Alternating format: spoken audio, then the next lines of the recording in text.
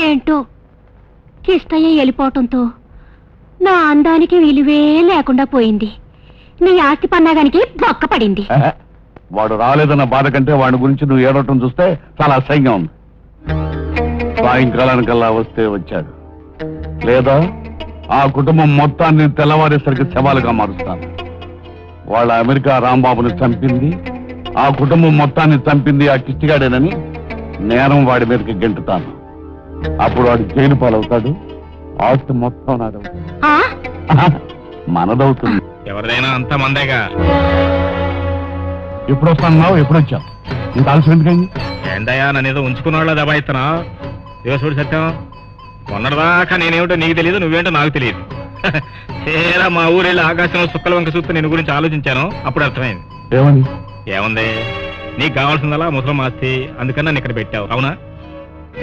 ఈ విషయం నీతో ఎవరైనా చెప్పారా, లేక నీకే అర్థమైందా? నువ్వు మామూలు వాళ్ళకి అర్థం అవుతావు స్వామి, నాలంటాడు తప్ప.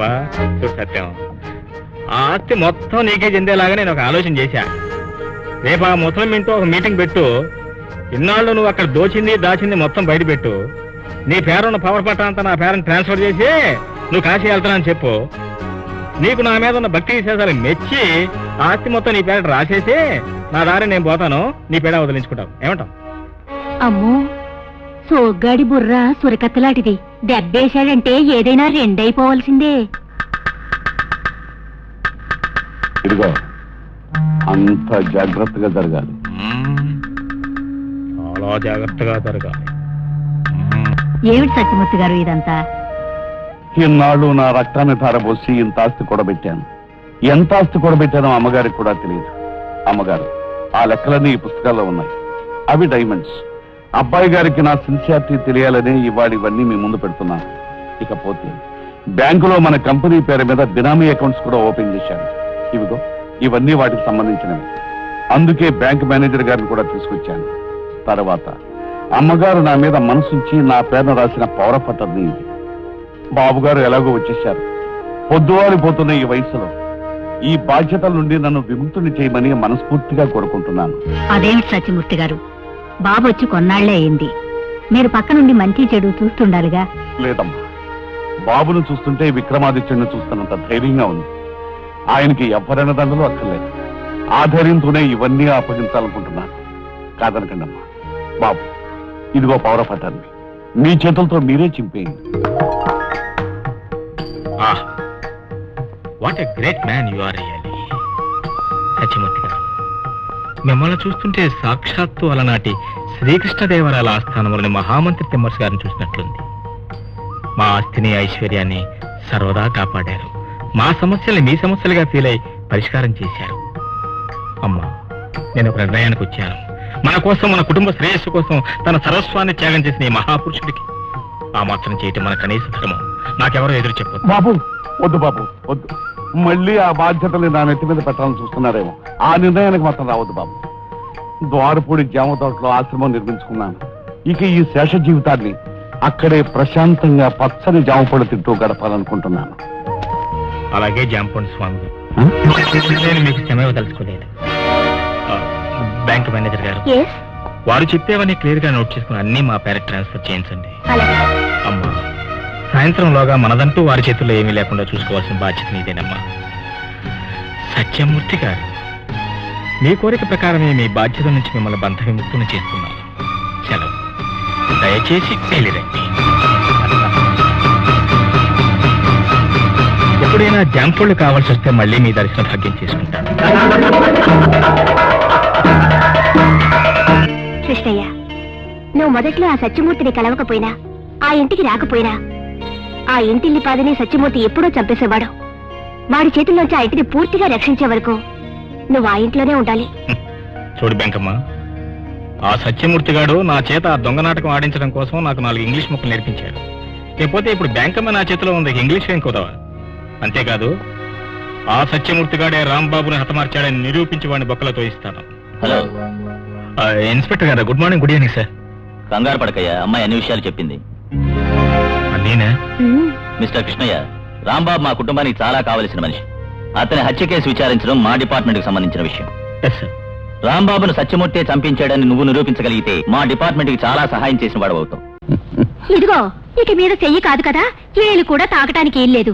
నిన్ను నమ్ముకుని మిర్యాలగూడెం రాజా గారిని వదిలేసి వచ్చాను. మొన్ననే మంత్రి గారు ఎమ్మెల్యేతో కబురంటే చీ కొట్టాను. ఈ ఆస్తంతా రాసిస్తానన్నావు, వజ్రాల నగలతో ఒళ్ళంతా నింపుతానన్నావు, పట్టు పీతాంబరాలు కప్పుతానన్నావు, పన్నీర్ స్నానం చేయిస్తానన్నావు.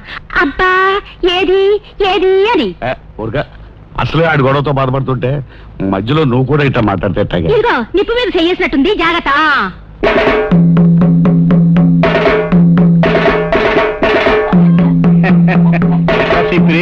నాటుకోడేనా? అవునండి. ఏడు గుడ్డెట్టిందా? దారిలో ఎట్టింది, ఇక్కడ దాని వాటం చూస్తే అలాగే అనిపిస్తుందిరా. ఏట్రా సత్యమా, అదేంటంటది? అది సరే, మీరెవరు? నువ్వు ఆకులు మేసే మేకవైతే నేను మేకను మేసే పులిని, నువ్వు పులివైతే నేను పులి మీద పుట్టని. అది సరే, అసలు నువ్వెవరో ఎందుకు వచ్చావో చెప్పలా? మాది దోసకాయలపల్లి. మా ఊరు నుంచి కిట్టయ్య అనేవాడిని ఇక్కడ తీసుకొచ్చావు. గోసుగుట్ట కట్టుకునేవాడికి ప్యాంటు సొక్క తొడిగి రాంబాబుని చేసావు. ఏంటి లెక్క కరెక్టేనా?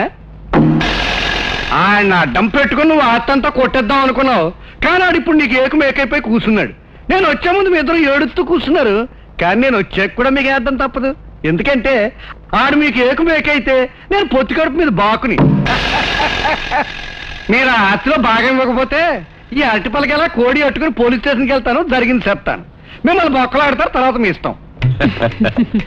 కూర్చోండి. కూర్చోండి.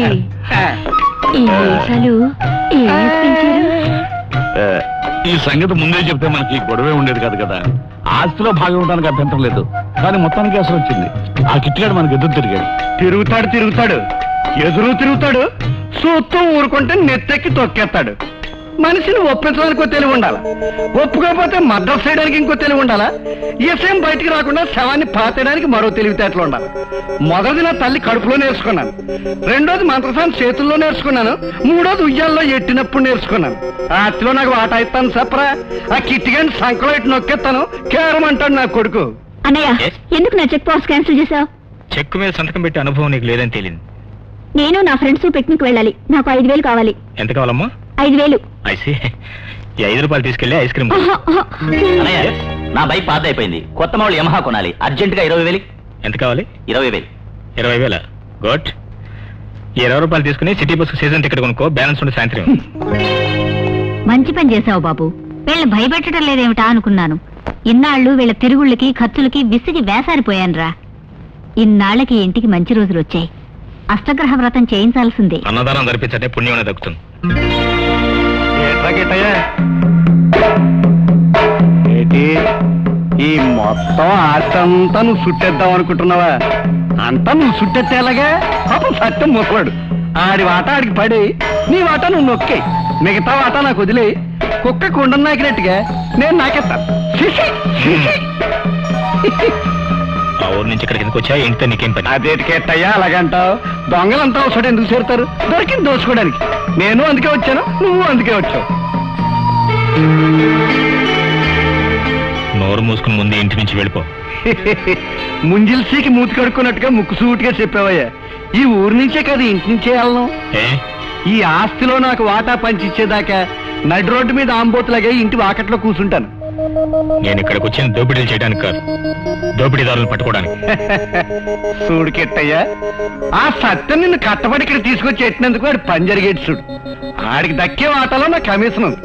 ఆ కమిషన్ ఉంచుకున్నాక నీకు దక్కే వాటాలో మరో కమిషన్ ఉంచుకుంటాను. లేకపోతే నువ్వు ఆ ఊరు నుంచి ఇచ్చిన కెట్టయ్యని అందరికీ చెప్పేస్తాను. నువ్వు అలరైపోతావు, ఇల్లు గగ్గోలైపోతావు. చూడుకెట్టయ్యా, నువ్వు రాంబాబుగా ఇంట్లో ఉండాలంటే నేను చెప్పినట్టు చెయ్యి, లేకపోతే కెట్టయ్యగా శ్రీకృష్ణ జన్మస్థానం వెళ్ళిపోవాలి. బాగా ఆలోచించి. నేను కురుక్షేత్రంలో సైంధవుళ్ళటండి, హీరోలు కూడా నన్ను ఏడు చేయలేరు. సిసి అదిగో బ్యాంక్ ఆఫీసర్ కూడా వచ్చేసింది. ఈ అమ్మ కూడా మన పార్టీ నేటి. ఏటోనయ్యా, టాటా కింద కుక్క పిల్లలు అందరం ఇక్కడే చేరిపోయాం. వరండాలో సుట్ట కాల్చుకుంటాం. వీడిని చూస్తే అల్లరి చేసేలా ఉన్నాడు. మంచి చేయాలనుకుంటే ఇన్నడ్లేమిటి? ఎవరి నుంచి తప్పించుకున్నా ఈ దుర్మార్గుని తప్పించుకోవడం కష్టం. అయినా ఇక్కడుండి ఇబ్బందులు పడే కంటే నేను మా ఊరు వెళ్ళిపోతాను, మామూలుకి ఇష్టేగానే బతుకుతాను.